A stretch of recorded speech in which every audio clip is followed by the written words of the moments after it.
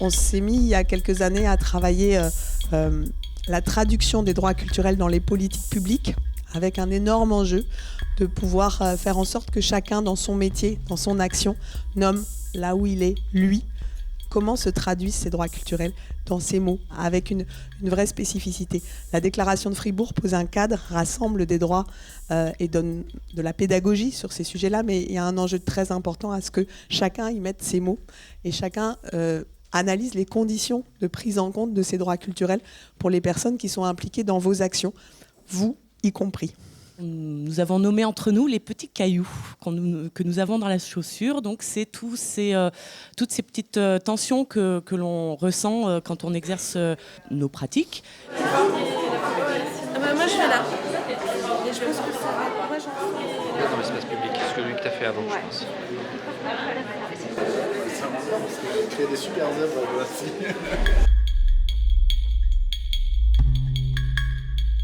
Troisième caillou qui était la culture fantasmée racontée par d'autres.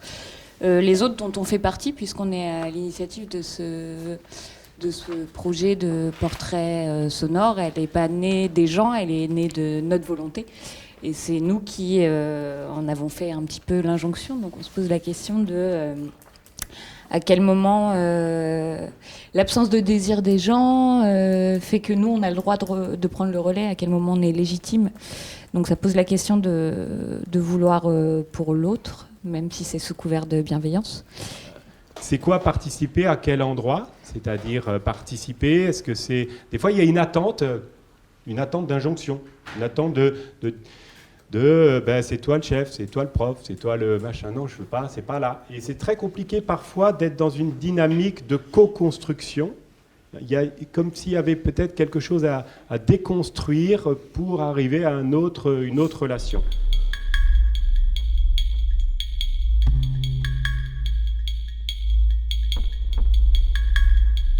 Je fais la différence justement entre privé et intime. On part d'une histoire privée, de quelque chose qui nous appartient à nous et que c'est notre boîte à trésors, notre drame, notre merveille, etc. Que finalement on peut conjuguer pour que quelque chose d'intime puisse arriver, c'est-à-dire quelque chose qu'on est susceptible de partager. L'intimité, on peut la partager. Pour moi, justement, on ne peut pas échapper à la question de savoir que nos histoires personnelles sont aussi des histoires sociales, c'est-à-dire notre corps personnel est le résultat d'un dialogue entre une biographie personnelle et une histoire sociale qui va mouler, qui va pétrir, qui va faire un corps personnel, qui va être en réaction à ça.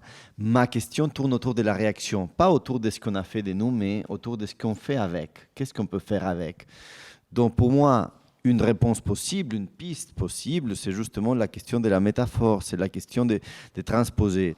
Il faut avoir cette plasticité intellectuelle très glissantienne, qui veut que nous soyons quand même traversés par des flux constamment, et que ces flux, d'une certaine manière, nous invitent, nous convoquent d'un point de vue éthique, à énoncer un certain nombre de choses envers autrui et nous-mêmes, en conscience de ces flux, et de ce que ces flux ont provoqué, comme alors hier tu dis commotion, choc et autres. Et donc, il me semble que dans le quotidien, on croise des gens qui, en fait, fondamentalement, ont été travaillés par des conflits monstrueux, mais on ne peut pas le percevoir parce que leur récit n'a pas pénétré le récit national. Il est resté en dehors et à l'extérieur.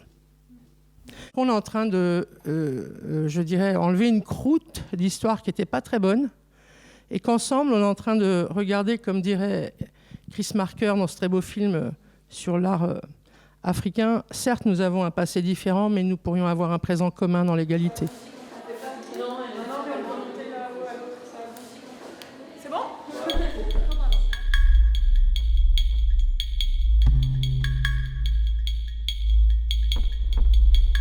Je parle de la manière dont on procède pour essayer de restituer l'intime, aussi bien dans notre relation à l'autre, parce que vraiment l'intime, pour le coup, c'est vraiment une relation à l'autre.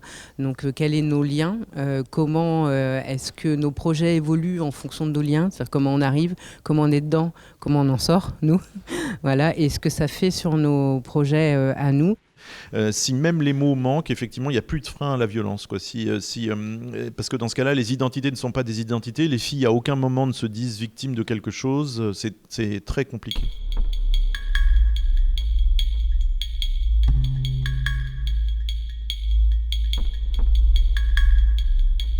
Je n'emploie pas le terme appropriation culturelle parce que je trouve qu'il est compliqué. Et je parle de sentiment d'expropriation culturelle et plus précisément du sentiment de dépossession. Pour moi, la question qui se pose, en fait, qui provoque ma jalousie, c'est une question de partage des moyens de production. C'est-à-dire qu'on a tous le droit de parler de tout, mais il s'avère qu'on est dans une société qui est inégalitaire, une société qui est construite sur une histoire douloureuse, sur une histoire violente, sur une histoire de dépossession, une histoire coloniale, il faut dire, j'ai dit le gros mot, et qu'en fait, la manière dont les financements en fait, sont distribués sont centralistes et sont inégalitaires. C'est que maintenant, il y a vraiment des guides pratiques pour se préparer à la controverse. Donc c'est vraiment comment, face au risque d'autocensure des artistes, de frilosité des institutions qui se disent comment je vais faire pour... Donc le musée ou l'institution ne peut plus être lieu de débat. Qu'est-ce que ça veut dire se préparer à la controverse? Donc comment est-ce qu'une institution assume le fait de présenter une œuvre qui crée du débat et se prépare à organiser ce débat, à accueillir du public, à donner des informations, plutôt que soit ne pas programmer, déprogrammer dès qu'il y a 10 000 personnes qui signent une pétition, voilà, de ne pas être prête. Donc ça, c'est vraiment un des éléments qui est intéressant et qui vient aussi en France. Il faut qu'on ait en tête qu'il y a eu un tel abus de la construction de l'autre et des constructions de représentation que voilà, ça arrive pas comme ça, comme un cheveu sous la soupe. Bien sûr.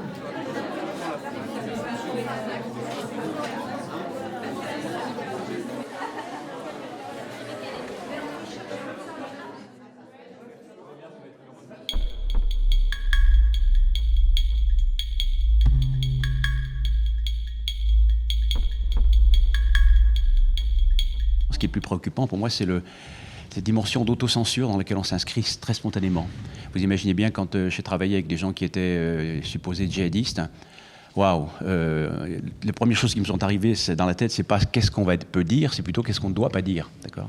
Comment on protège quelque chose de l'intimité des personnes relativement à ce que moi j'appelle parfois l'art mange-tout, l'art vorace, qui vient fouiner, chercher, prélever, avec une avidité qu'on peut comprendre tellement les histoires qui sont là sont hallucinantes et puissantes et fortes, et que on a l'impression d'être dans un creuset où tout est présent, quoi. Cette idée de la prison miroir du monde, miroir déformé, grossissant, tout est là. S'adresser à ce type de public pour mener un travail de création artistique, c'est effectivement les considérer comme une richesse, en fait. Mais ça nécessite aussi d'être attentif à leur vulnérabilité, parce que c'est vrai que être incarcéré, ça implique un choc. Et oui, rester attentif à faire en sorte qu'ils conservent une dignité.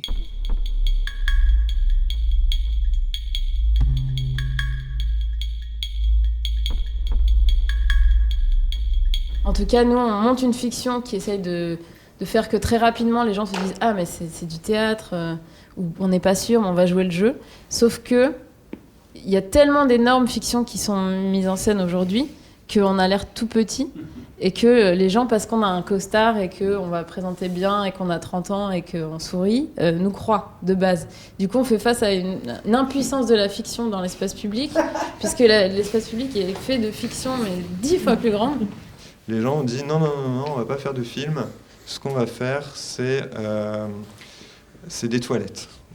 On a besoin de toilettes pour régler cette question d'hygiène, aidez-nous. Donc les gens sont venus nous voir pour nous demander, ok, il y a les toilettes, mais maintenant on a tout ça de papier, comment on fait? Et donc ça pose une question aussi de notre rôle.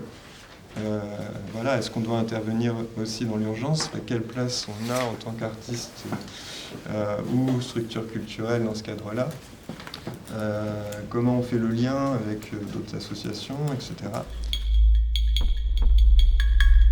Organiser les controverses, c'est organiser la pensée. La controverse qu'on vous propose, on ne partage pas en public ce qu'on partage en privé. Il y a marqué. Et donc, franchement, ce qui est extirpé du texte et vous nous racontez pas. Non, on ne partage pas en public ce qu'on partage en privé parce que ça relève de l'intime. De s'adresser. Rajouter une couche. Faites des histoires culturelles. Oui, on peut contre-argumenter là-dessus. Ça. Frotte.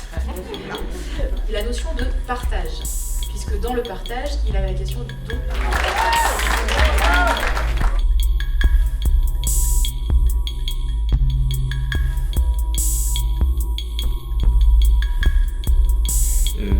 C'est la question de la dignité. Et à la fois, j'ai l'impression que c'est quelque chose peut-être qui, dans ces affaires, me touche le plus, mais presque affectivement, que c'est de ça dont il est question. Est-ce que c'est respectueux de ce qu'on fait, ce que je fabrique, est-ce que c'est respectueux des gens? Quelque chose est dû à l'être humain du fait même qu'il est humain. Il a choisi librement. Il demande à ce que ce choix-là soit respecté. Et que ce que je dois respecter là, c'est ça, avoir une relation de dignité avec l'autre, c'est de respecter l'autonomie de son choix. Si la culture, eh bien, ce qu'une personne, seule ou en commun, mobilise pour exprimer son humanité, ainsi que le sens qu'il donne à son existence et à son développement, définition de la culture dans la Déclaration de Fribourg, si c'est cela, eh bien alors, aujourd'hui, mobiliser les droits culturels contribue à poser des questions de sens ou de non-sens de ce qui est fait à l'humanité et du sens ou de non-sens de son existence. Si l'information n'est pas une activité culturelle, comment est-ce qu'on peut former un écosystème social? Comment on peut donner la structure à une société si on ne partage pas le sens, n'est-ce pas? Et le droit à l'information, c'est le droit à la formation tout au long de la vie, et le droit à la formation tout au long de la vie, c'est le droit à informer et à s'informer tout au long de la vie. Les deux droits sont jumeaux, les deux libertés sont jumelles. Le principe que vous avez là-dedans, c'est que nos libertés sont en synergie et non pas d'abord en concurrence. Vous voyez, on inverse. Ma liberté s'arrête là où commence celle de l'autre. Non, ma liberté commence là où commence celle de l'autre. Pourquoi? À condition que nos libertés soient instruites.